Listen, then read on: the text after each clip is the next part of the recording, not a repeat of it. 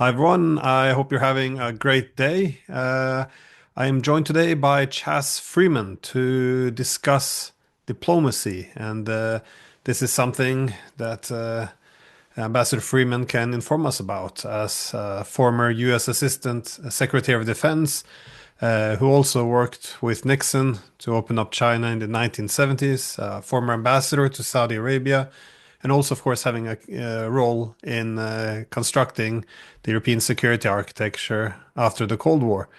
And we were just saying before we turned on the camera that we are not living in a golden era of diplomacy necessary.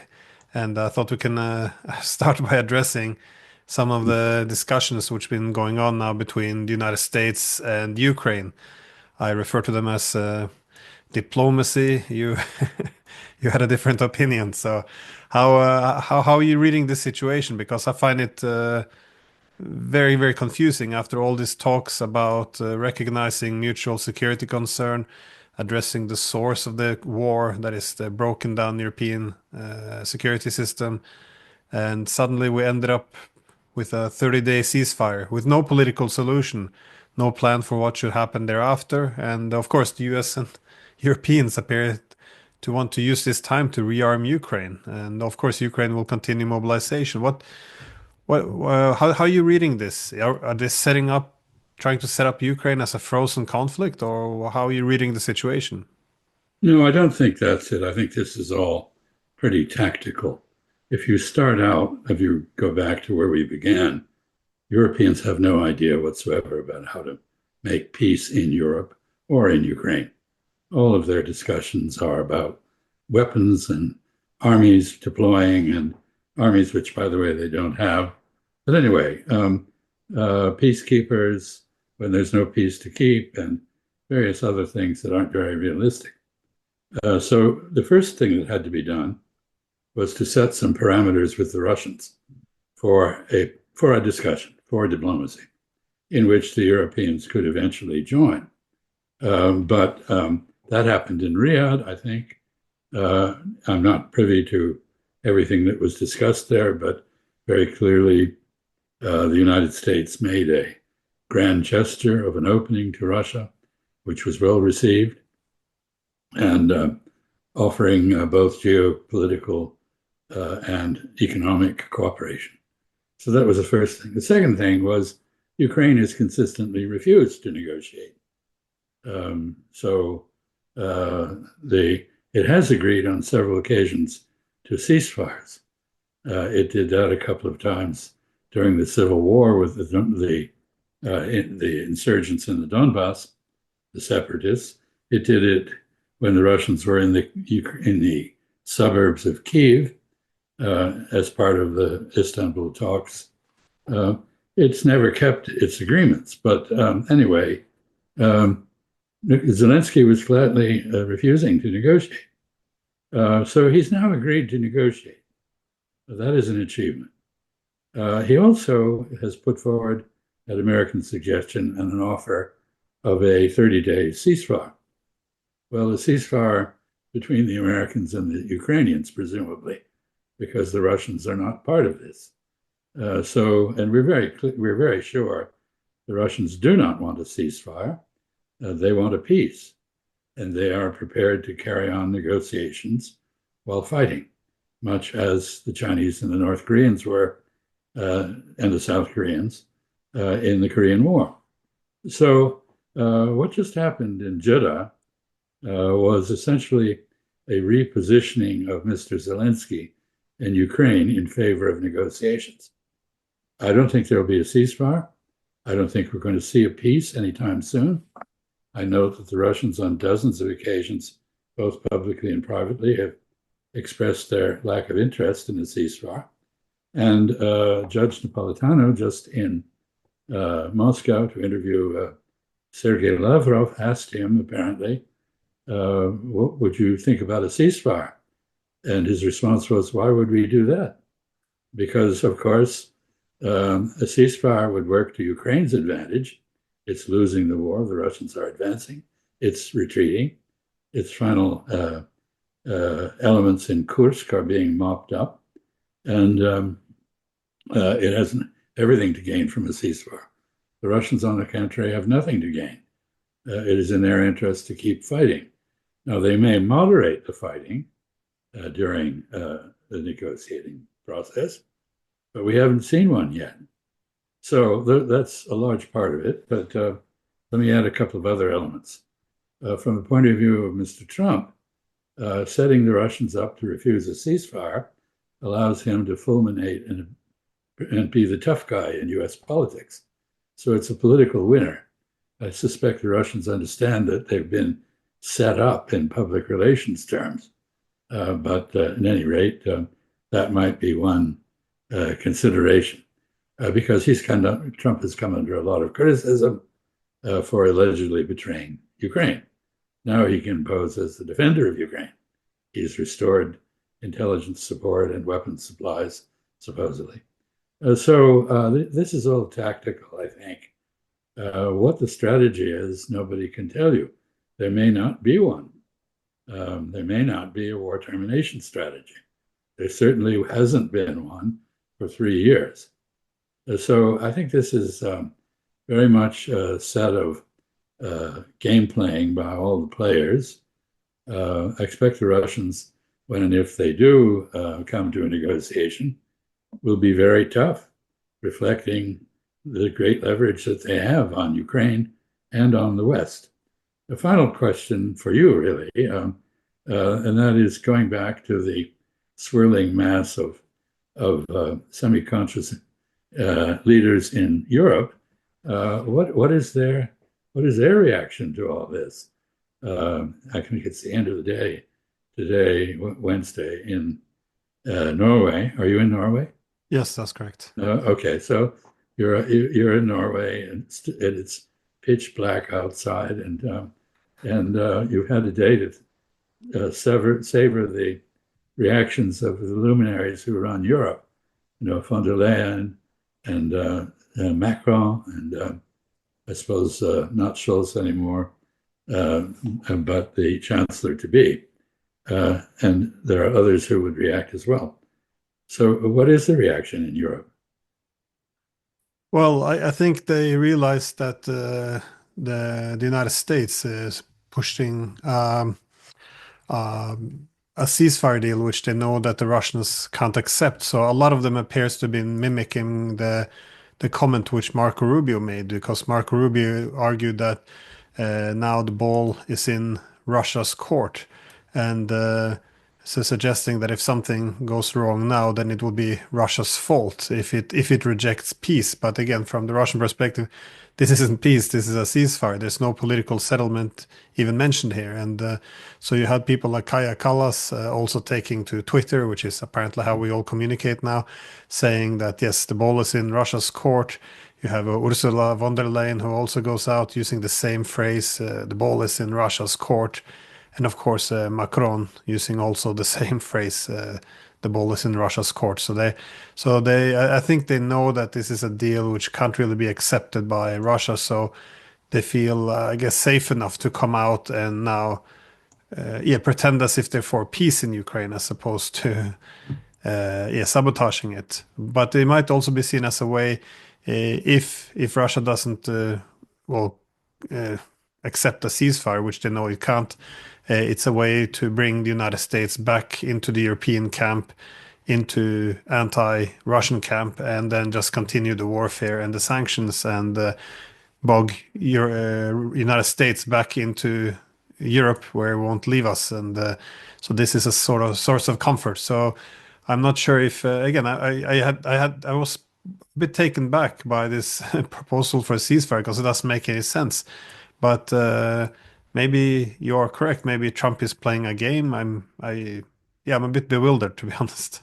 So, if there is um, a rapprochement between Europe and the United States, in that the United States blames Russia for not accepting this wonderful offer that Mario Rubio has contrived, then that might bring Europeans and Americans back together for a few days. But I don't think Mr. Trump intends to play a blame game with Russia. So This is politically useful, but temporary, I believe, at the best.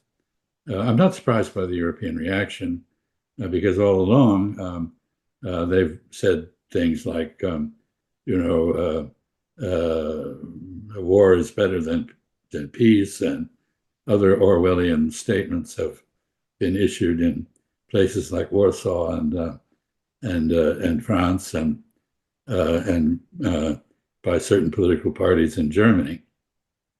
So they haven't changed their position. So that's pretty predictable. But I'm glad I asked you because that was a good description.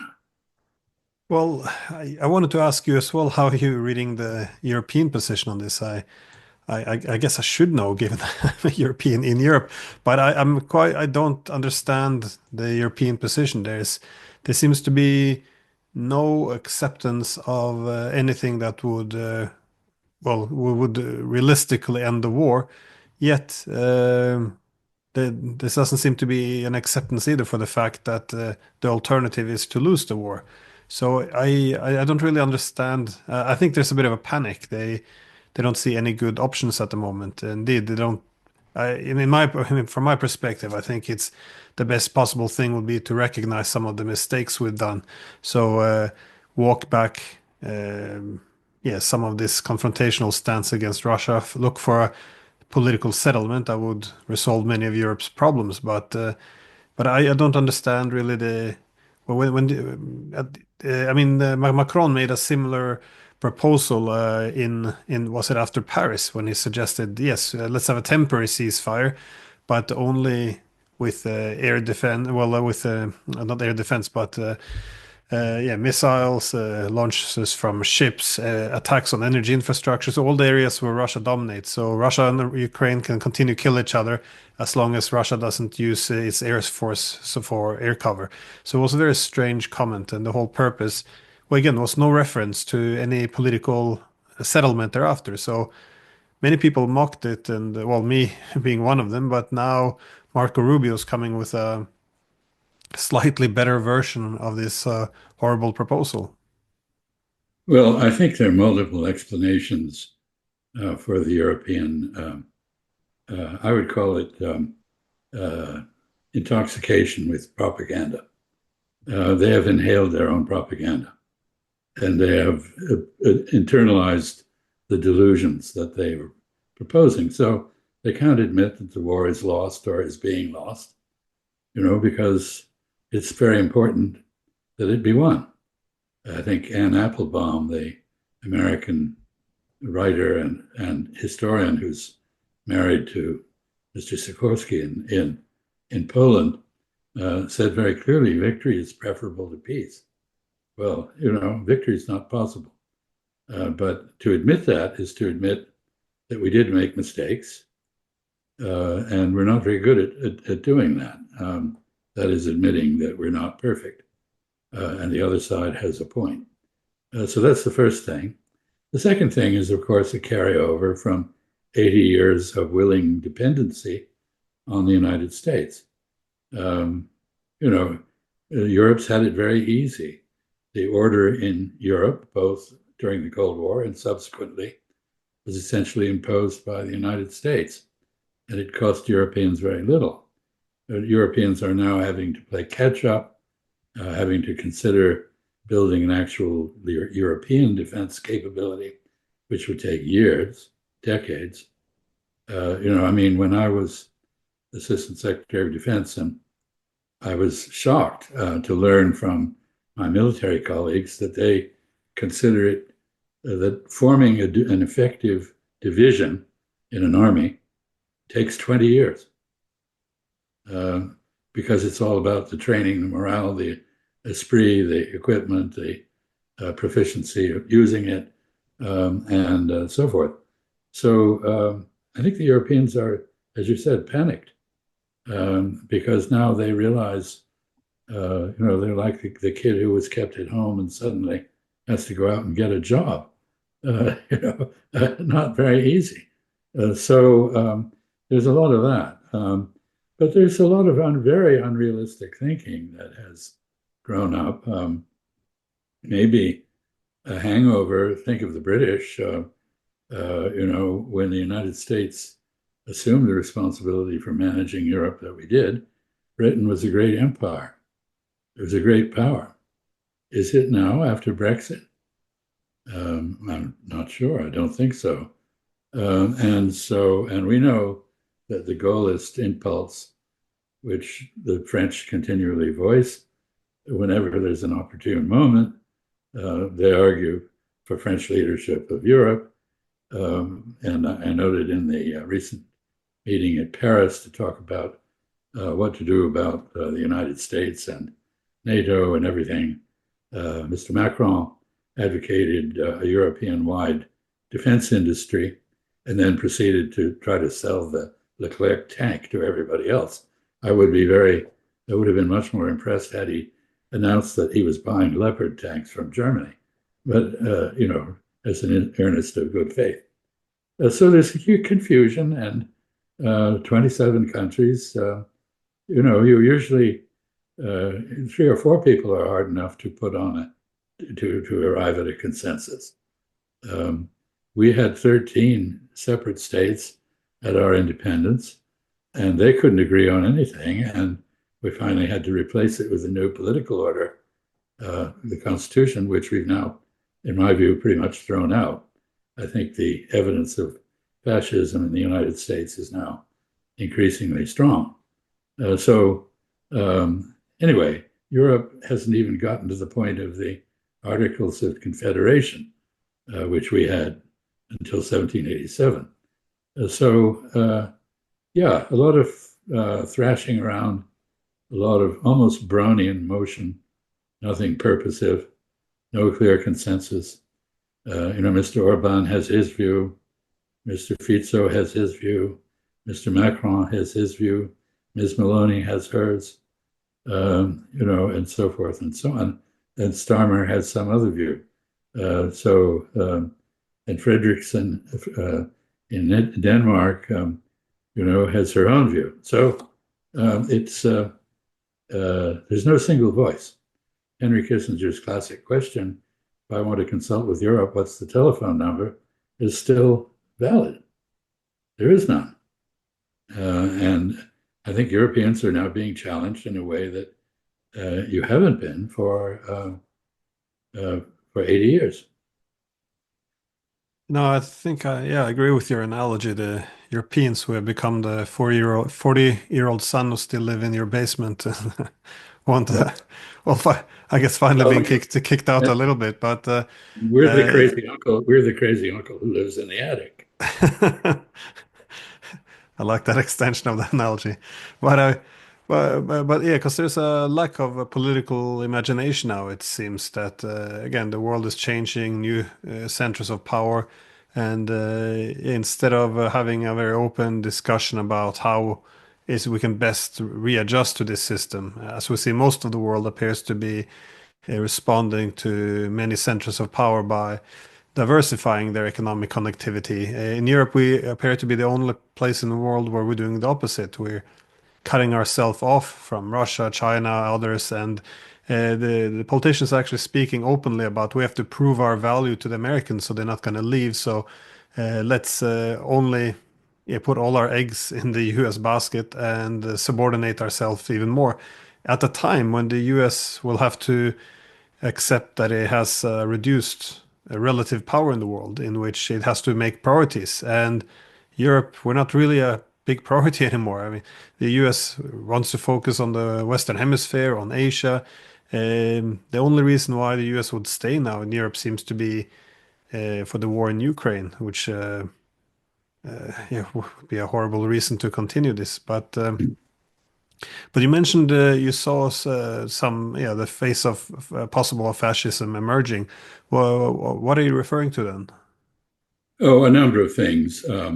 Executive orders that bar specific law firms from access to federal buildings or contracts with the federal government. The arrest of Mr. Khalil, the student leader at Columbia, on grounds that he was pro-Hamas. And what has happened to the First Amendment.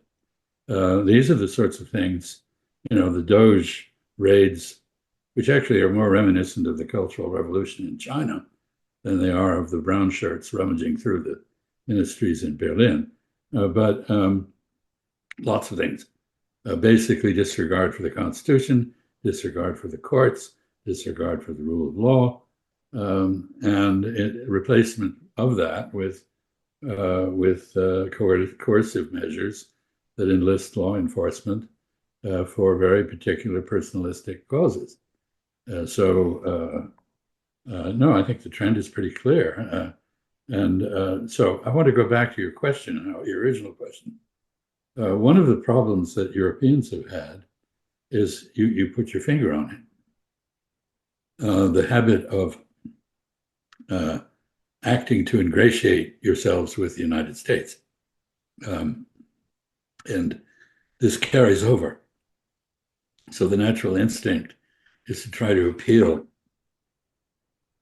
to sentiment or positions in the United States. And Europeans, despite the tough talk at the Munich Security Conference, have not yet come to grips with the fact that all of the wonderful operatic librettos that they mastered for the Biden administration are no longer being accepted on stage.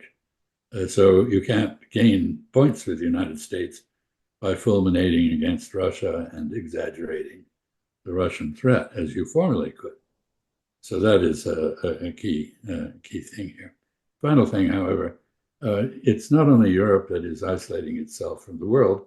The United States is doing a very good job of it with erratic tariff policies and belligerent bullying of virtually everybody, including the Canadians, who last time I looked were rather nice people and didn't cause anybody a lot of trouble. And the Mexicans, I went to the University of Mexico as an undergraduate for a while, and I don't see any menace from the Mexicans. So this is something important. And I'll just broaden it a bit. It isn't just the United States that is isolating itself, retreating into a citadel, if you will, a fortress. It's the whole G7. G7 doesn't run the world anymore. And when you do what Marco Rubio did, which is boycott the G20 in South Africa, you're demonstrating your irrelevance. You're not causing anybody else trouble, you're causing yourself trouble. Because, and as you know, the old American aphorism has it, if you're not at the table, you're on the menu. And we are on the menu everywhere now. Yeah, and all this should have been a lesson that I guess learned already because in 2015 China launched the Asian Infrastructure Investment Bank, and the U.S. Went along to all the major powers, its major allies, warning everyone not to join this, and eventually everyone did, except for Japan and maybe Poland. I forget. No, I think they went as well. Anyways, the Madeleine Albright made a comment. She said that we tried to isolate China, but then we ended up isolating ourselves.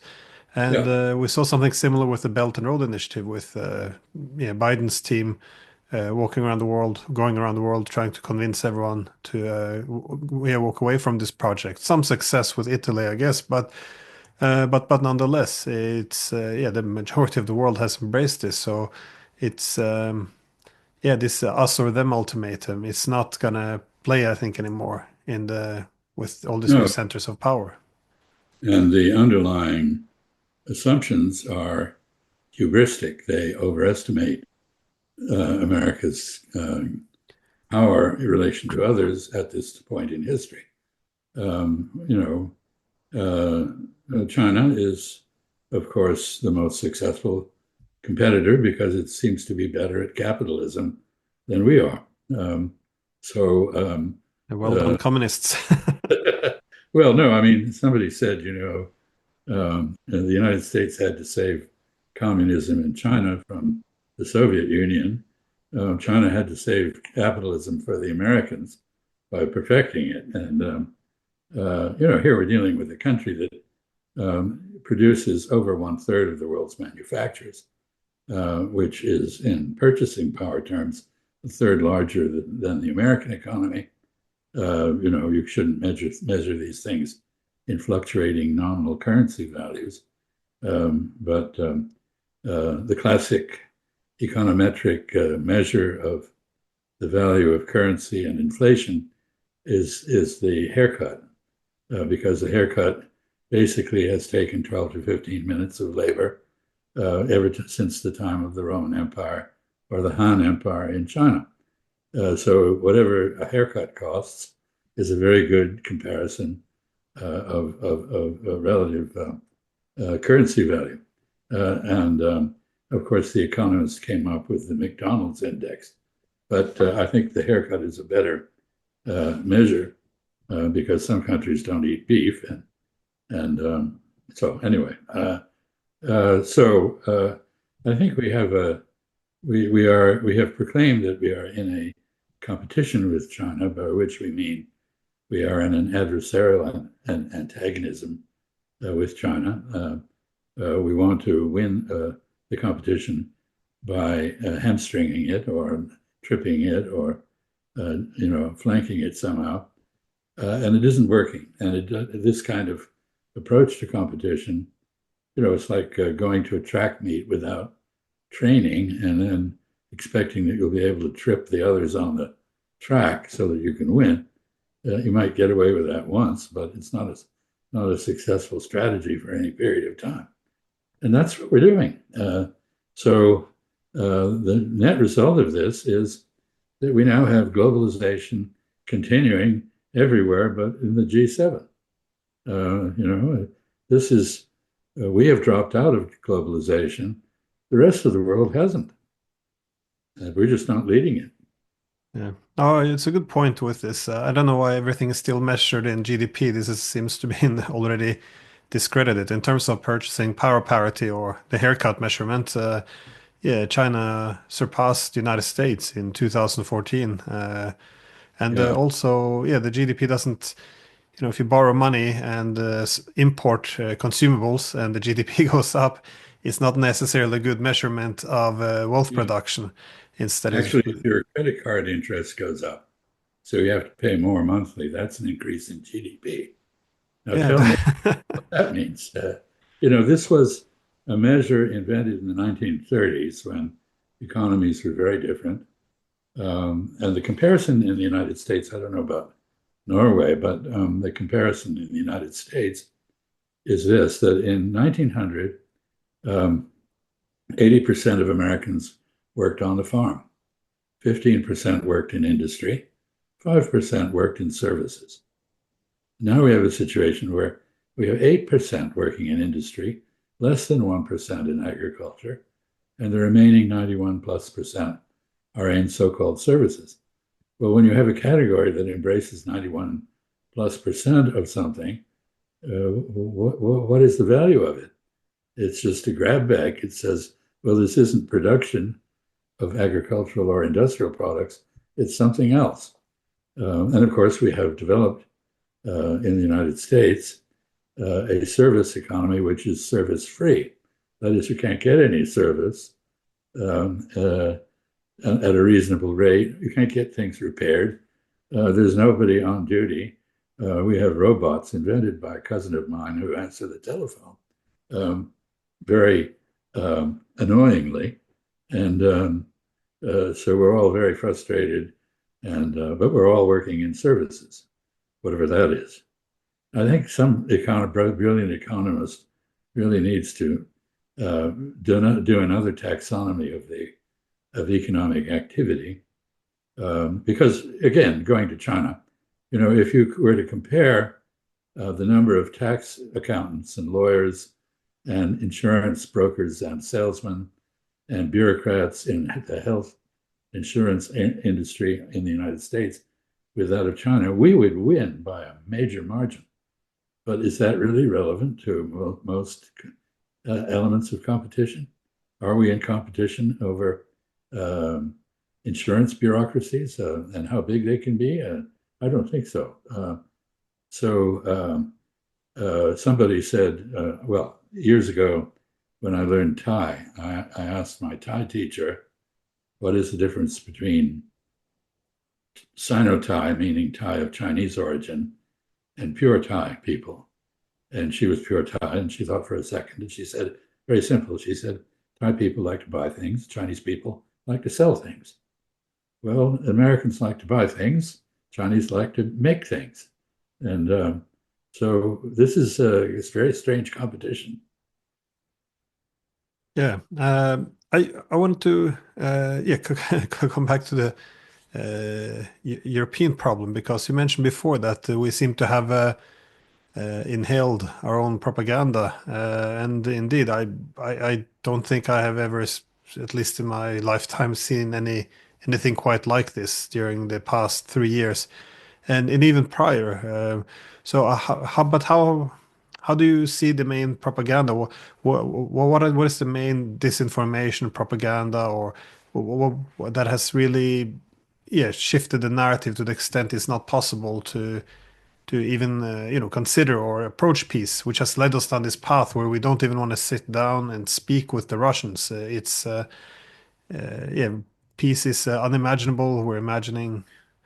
We think we're some kind of rerun of World War II. It appears it's very absurd.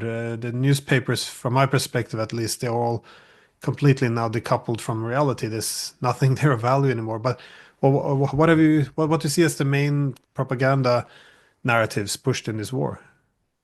Well, I think one has to start by admitting that uh, independent newspapers, independent press has been replaced by oligopoly, and single owners or companies own a vast part of the press. Second, we have the phenomenon of political correctness reinforced by social media.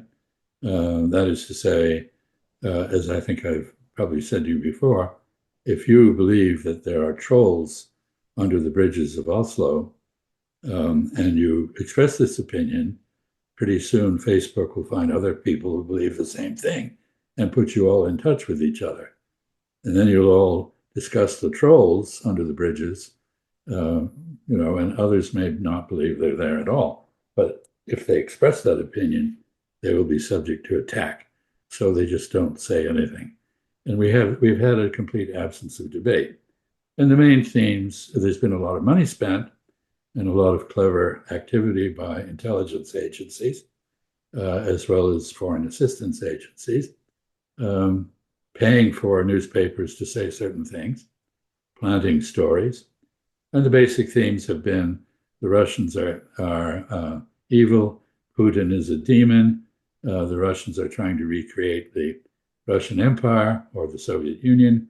They are intent on marching to Paris as they did in the Napoleonic Wars, and only the brave Americans can stop them.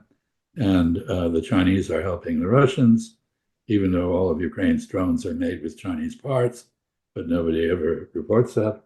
I mean, it's just an extraordinarily distorted, intensive flow of disinformation and misinformation. And we have seen in Western societies generally an almost complete absence of debate, because to challenge the officially sponsored narrative is to expose yourself ultimately to what just happened to Mr. Khalil at Columbia University, oppression of some sort. So this is particularly intense on the Middle East issues because of the power of the Israel lobby in key countries. But it's not, but we've seen it operate in Ukraine. Casualty figures, exaggerated Ukrainian figures on Russian casualties are accepted and repeated without criticism. There are no figures on Ukrainian casualties published, or virtually none. Same thing happened, of course, in Gaza, 48,000 dead Palestinians. That's nonsense. It's probably about 1/6 or less of the number of actual dead. So it's uh, I guess there was a famous American Ghanaian diplomat who said that technology shapes diplomacy. He said, I think the radio enabled us to hear all evil. The television enabled us to see all evil. The airplane enabled us to go and do all evil. And now the social media and allow us to replace good with evil in the minds of everyone and leave it unchallenged. So here we are. Um, Anybody who has I know you personally have experienced the negative side of this because you have not agreed with the official narrative. You're obviously therefore a Putin apologist, um, and that means you're a subsidiary devil. You're not the devil himself, but you're a subordinate devil. Um, and anyway, even if you are a subordinate devil, I'm glad to know you. Well, thank you very much. But no, but there is something strange, and I'm always confronted with the same issue, which is, well, maybe you're correct on this or that, but still, it's considered to be controversial because it falls outside the consensus. But this is the consensus which I find so troubling because we have all these newspapers, all these TV channels, but they're all saying exactly the same thing, and I don't understand how the consensus could have been reached during the Russiagate years that Trump was a Russian agent. We have a consensus that the invasion was unprovoked. We have a consensus that we don't mention Minsk. Nobody mentions Istanbul. We have a consensus that Russia is really imperialistic. He wants to restore, put up the Soviet Union again, and he wants to invade the Baltic countries and Poland, and yes, even Paris if the opportunity comes along. It's just this. I don't understand how this consensus can be. It's based on nothing and very basic stuff. You mentioned the casualty numbers. There's also wide consensus that the Russians are losing many more men than the Ukrainians. And I find it strange because if you go to different Ukrainian Telegram channels, they're at least recognizing that this is not the case on the Ukrainians, but Europeans do not. And you can look at the numbers. So who dominates in artillery, who dominates with the drones, the missiles, the air force, all the areas where the main casualties are inflicted, and still one kind of have to look away from it because a consensus has already been established, but the consensus is not based on anything. It's yeah, very wild. It's I'm not sure if there's any other way to explain it than propaganda though.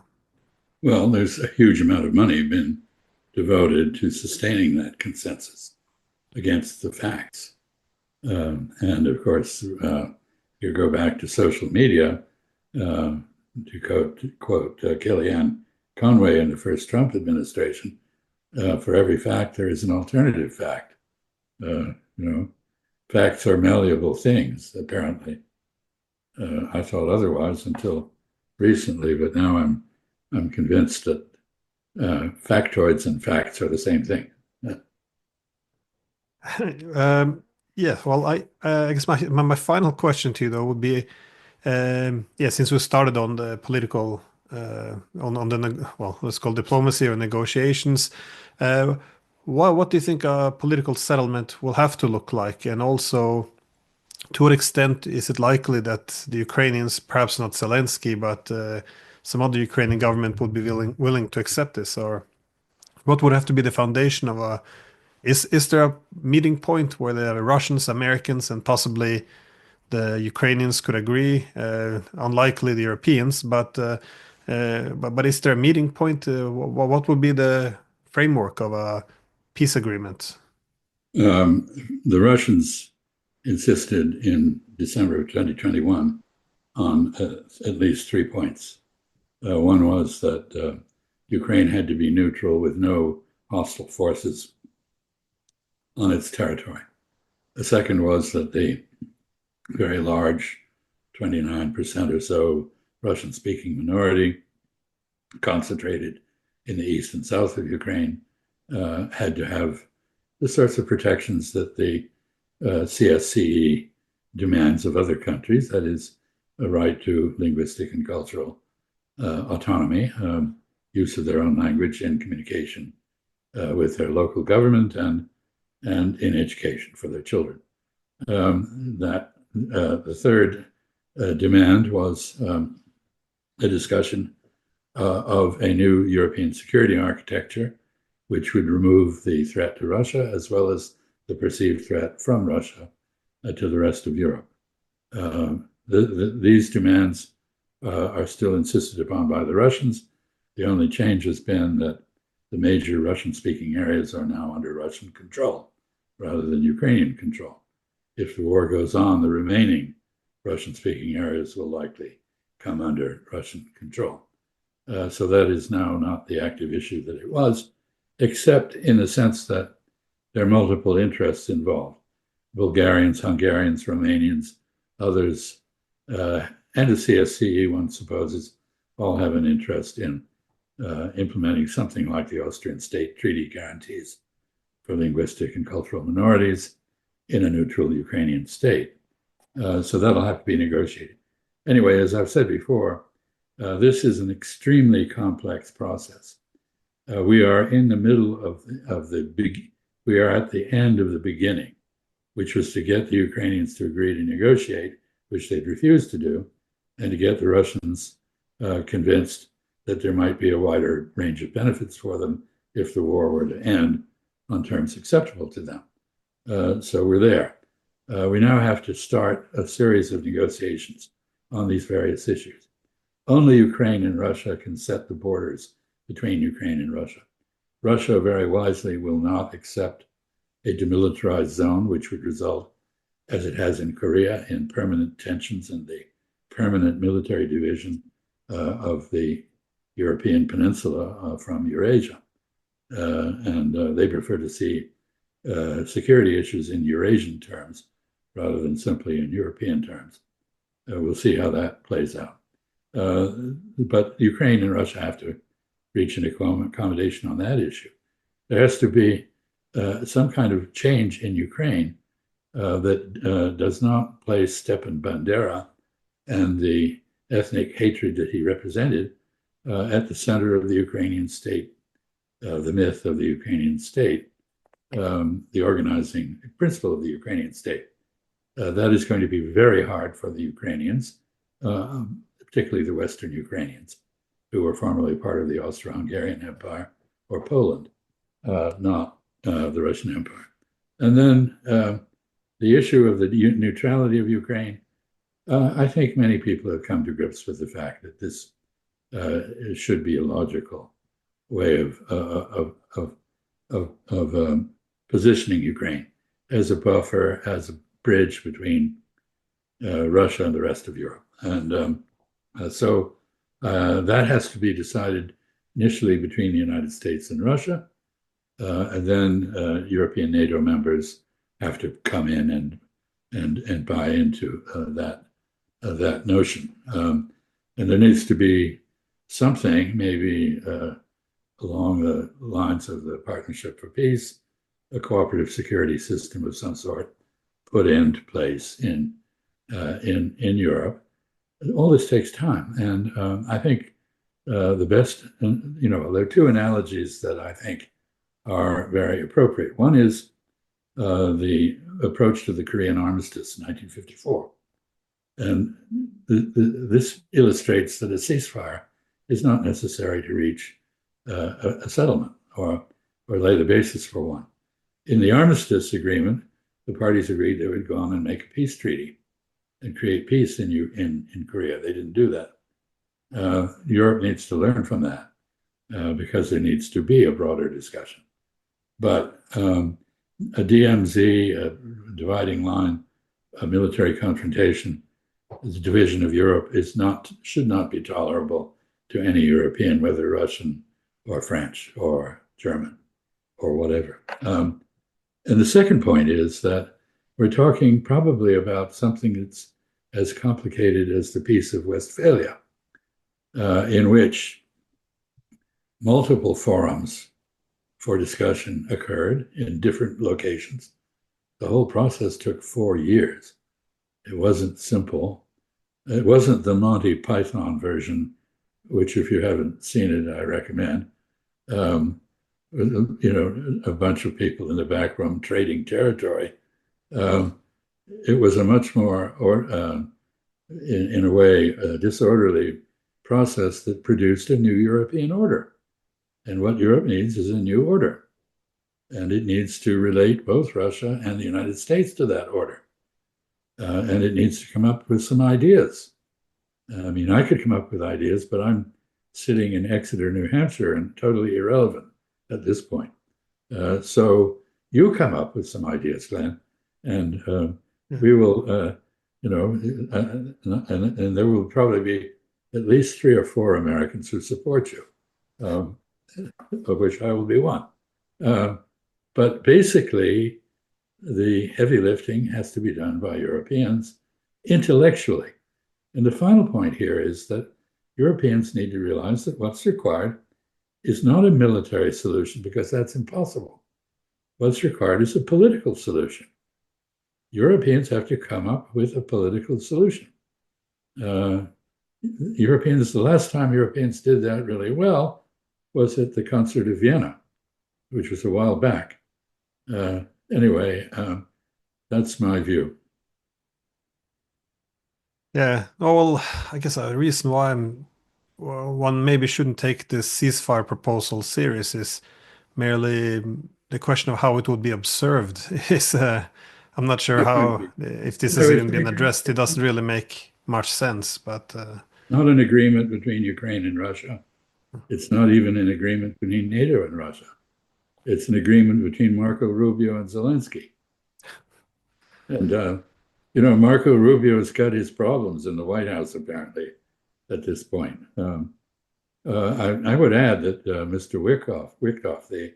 Witkoff, sorry, the personal envoy of Mr. Trump, who's about to go off to Moscow again, has a credibility problem, illustrated by his behavior in the Israel-Hamas-Gaza ceasefire agreement, where he came up with a proposal or sold a proposal for 3 phases, and then suddenly unilaterally decided there would only be 1 phase, favoring Israel, and Hamas, of course, rejected that.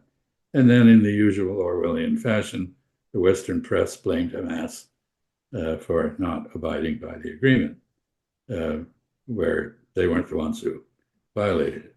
So Mr. Witkoff carries that reputation for erratic behavior and infidelity to agreements with him to Moscow.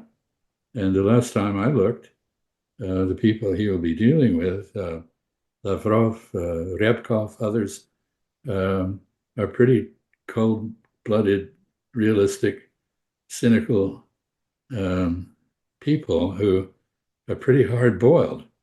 I don't think that the sort of gangsterish tactics that Mr. Trump prefers, based on his real estate experience in New York, which Mr. Witkoff is also formed by, have much of a chance of coercing the Russians into something they think is not in their interest. yeah, I think after pulling out of the JCPOA with the Iranians, the Exactly. Hamas deal, and the Minsk agreement, I think this is a key problem when agreements aren't honored and they're not trusted anymore. It's very difficult to make any possible deals. Well, people in the West have been felt free to ignore not only legally binding agreements, treaties, agreements in writing, but political accommodations that are central to the preservation of tranquility in Europe uh, or elsewhere. And pacta sunt servanda is no longer, it's as dead as Latin is, and nobody understands agreements must be kept. That is no longer an ethical principle, apparently. So pretty hard to imagine how a Hobbesian world in which anarchy rules and the use of force or coercion is the only way to get anything accomplished, how that's going to serve our interests in the future. My hope is that we will screw things up so thoroughly that we will be forced to contemplate our own erroneous behavior. Sadly, that might be the best thing to hope for. Anyways, Ambassador Freeman, thank you so much for your time, my friend. I always really enjoy speaking with you. So, yeah, thanks again for being so generous with your time. Thank you for doing what you do.